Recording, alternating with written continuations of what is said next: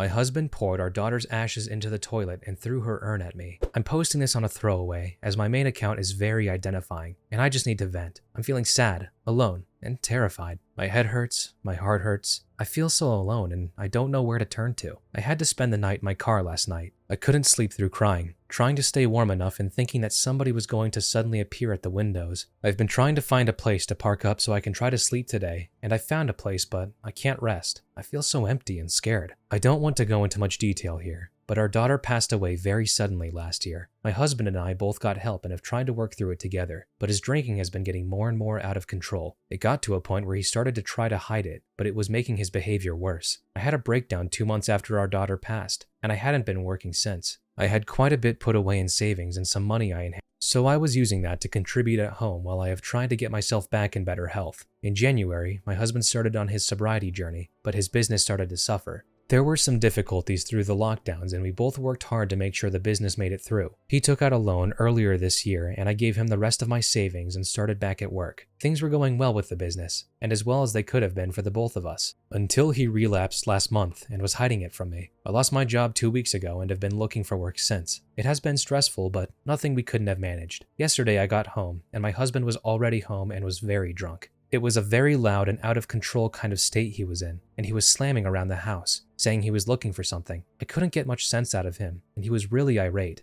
I didn't really know what to do, and when I tried to ask if he was okay, he got in my face and was quite aggressive with me. He randomly started to throw accusations at me, accusing me of all kinds of things that I have no idea where any of it came from. I was scared at that point and didn't want to be in the house with him. I hadn't seen him that angry before, and I think it was a buildup of grief that had come spilling out, but I felt scared. I put my shoes and coat on and told him I was going to head out for a while. That's when he snapped and accused me of trying to leave him. It all happened very suddenly, but he charged at me and got a hold of my arm and threw me onto the floor and pulled me down the hallway. At some point of him drunkenly shouting about him not letting me leave him, he suddenly stopped and told me he was going to give me a reason to hate him so much. He stormed off into the front room, took the urn with our daughter in, and headed to the downstairs toilet. I got up and tried to stop him from whatever he was going to do. When he went towards the toilet, I was trying to stop him and was pleading with him not to. He shoved me quite hard and I fell. He poured all of the ashes into the toilet and threw her urn at me, hitting my leg. He then started yelling at me to get out before he attacked me. I was shaking and felt like I was frozen, but I managed to get up and run to the front door. I took my keys in my handbag and drove off. I had no idea where to go, so parked up in a quiet area and just cried. I have done practically nothing but cry since. I have no family around and no friends that I can turn to who are close by. I was sick earlier on, but I've managed to keep some water down. I thankfully keep a supply of it in the car. I don't know what to do. I switched my phone off all night in case he tried to contact me. I didn't want to hear from him. He's tried to call me today, but I can't be around him while he is drinking again. I can't let him keep taking his anger out on me like this. I feel like it's all my fault. Everything. I just needed to vent. I'm exhausted of feeling like this. Relevant comments. Go report this to the police. Without trying to sound dismissive, I don't think the police will really care. They aren't responding to a lot more serious crime. I have no proof of his threats to attack me. It would be my word against his on what happened last night, and I am worried that if they go speak to him, that he will destroy any of her things that are in the house out of spite. I have never felt so alone and unsure of what to do. Do you have any family or trusted friends to help you get your stuff? I don't have anybody around I can turn to for help, or a place I could take her belongings if I was to get to them. I will figure something out over the weekend, and then I can always ask the police for assistance in safely gathering our belongings. I've got a gift card for a coffee place and it's open until 10 p.m, so I'll be able to charge my phone, power bank, and have somewhere safe to do some Googling, and any calls that I need to do today. I'm sure I'll be able to sort something out. Family. It's a long story, but to shorten it as much as possible, I grew up in the care system. It was chaotic and I was moved around so much that I didn't even form a family of my own. I struggled to form any friendships. I met my husband while we were both young, and it's pretty much just been us and the odd connection / brief friendship over the years. Any other friends are couples, and I don't feel like I can reach out to them about this. I'm going to search on where I can contact for some help. I know a lot of places go on referrals. I had my brother, but he passed away 5 years ago. He wasn't married, had no children, and left everything to me. He left me alone in the world in terms of family. 18 hours later, OOP reports. I haven't gone back. I can't be around him after this. He has had anger issues when drinking before, but not anything as extreme as on Thursday. I'm still in disbelief at what he has done. I have submitted a report on the Greater Manchester Police website, and I'm just waiting for it to be looked at and to hear back. OOP responds to a comment telling her to take pictures and commiserating. Somebody messaged me and told me to take photos while the bruises are fresh. He's really hurt my arm and my leg. My face is bruised on one side. I know once he sobers up, he will be horrified at what he has done. If what he did with our daughter's ashes doesn't shock him into getting himself help,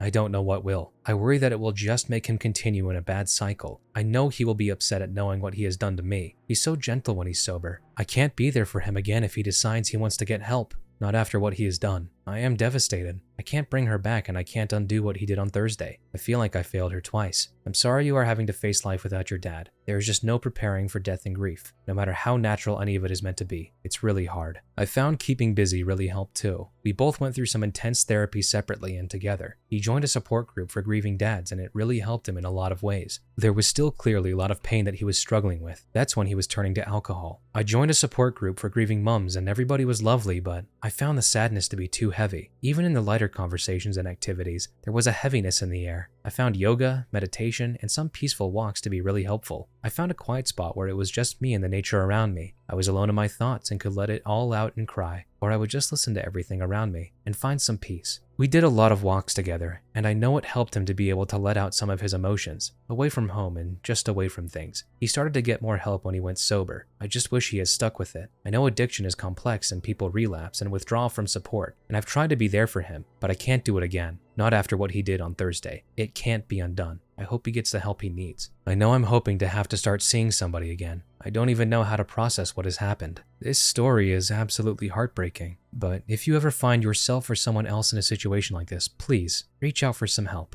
It may not fix everything immediately, but it will be a good start towards getting better. Update post. 2 months later. I'm not sure if I'm breaking any rules by posting an update. Thank you everybody who reached out to me and commented on my original post. I didn't mean to leave any of you worrying. I deleted everything not long after taking an overdose. I had planned on trying again as soon as I got out of the hospital. I'm still here though, and I was feeling extremely overwhelmed. I wanted to let you all know that I'm safe and I didn't go back. I can't get into everything that has gone on with my husband, as the police have been involved, and some of it is ongoing. I can say that he was playing games and acted calm and collected with them at first, trying to make out that he hadn't done anything wrong, and that it was me with the problem. He told them that I was welcome home at any time. A couple of things happened, and after I received some very threatening voice messages and texts from him, he reported my phone as stolen, and had cut me off. He was trying to make me go home, and have nowhere else to turn to. After some intervention and run-ins with the police, he offered to leave the house for a couple of days a few weeks ago. I was to go there with some help, allowing me to get my belongings and our daughter's things. Nobody asked him to leave. He offered. I arrived there, along with help, to find that he had destroyed all of my things. When I say all of my things, I mean everything that I owned and that was in that house. I can't even imagine how long it must have taken him. He sliced my shoes and had gone over some of them in black marker. The same with my handbags. He cut up my clothes. All of my products were all over the bathroom, which he had smashed up. There were items of my clothes in the bath, and he had poured bleach all over them, as well as my cosmetics, all destroyed and mixed in. He had smashed/broken up my other belongings. He had trashed the house, including our daughter's room. The only things I couldn't find were some of her things he had taken with him. I don't really remember much of being in the house. I suppose I kind of went numb once I realized what he had done and saw our daughter's room. The photos of it all are awful. He has claimed he doesn't remember doing any of it. He then put it down to a drunken rage. After doing it, he went straight over to his parents, knowing what was coming, and pleaded with them for help.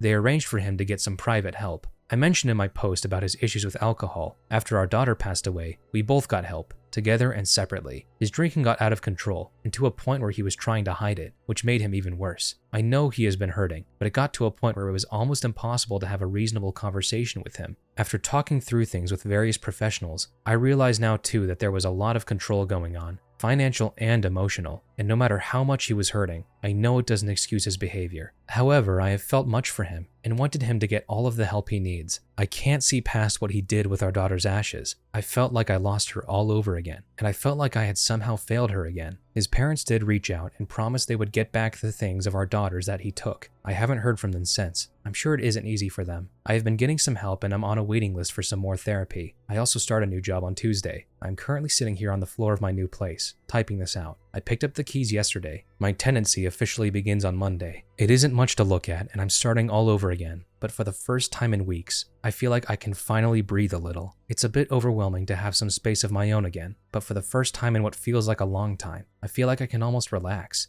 I have had a new bed donated to me and it will arrive on Monday. And my coworker has applied for a cooker for me via a white goods scheme with one of my utility providers. I don't have any hot water or heating until my gas is uncapped on Monday, but I do have some electricity. I've got some books to read, and just this morning I picked up a bag of mostly canned food from the food bank. It took a lot to be able to keep going, but it's enough to last me for the next few days, and it doesn't need to be heated. I might not have what I had, but I'm not where I was. I'm not sure where things will go from here. It felt like I had died along with my daughter, yet my body was still there and going through life. I want to believe I can do something in her memory, even if that something is making it through each day. I'm safe, and I'm trying to be well. Relevant comments. After everything was destroyed, one thing I can remember very clearly was a police officer telling me to take a good look around at everything, and to remember that everything that was destroyed. He was going to do that to me if I stayed with him, and to never go back. His drunken bursts of anger would come from nowhere. Like on that night I had to leave, I would tell myself that it must have been something I had done, but he would look for anything to get angry over, and if there was nothing, he would just start throwing accusations at me, making something up. It's scary how somebody can switch like that. There isn't always something that has happened to have started it, like some people think. It's one of the reasons I didn't immediately go to the police, because I didn't think they would believe that his burst of anger had just come out of nowhere. I know the cause of his pain and why he was drinking, but the outbursts were at random. Please tell me he was arrested. He was. There was a lot going on with it all. Photos have been taken, and everything that could be documented has been. The police are dealing with him. I'm also getting help and getting him served with an injunction, as well as some legal advice for divorce. Have his parents reached out to make amends for what their piece of trash son did? They reached out through the police, who passed the message on to my support worker. They wanted to let me know that they are sorry, and that they will get my daughter's items to me that he took with him. Nothing more than that as far as I know. They are good people. They just never really have a lot to do with me because they don't really approve of us getting together. He's a bit older than me, and they wanted him to marry somebody his own age. They let it get in the way of any kind of relationship with me. I'm sure they are horrified by what has happened though, and probably don't know what else to say. Support group and moving forward. I'm trying to work on being around others again. I was going to a support group for grieving mothers. The group itself is such a lovely group and a really great idea, but it just felt a little too heavy for me. Even when there were activities and not really any talking, the pain was there in each person's face. I started to find some peace in going out on walks and making small talk on them.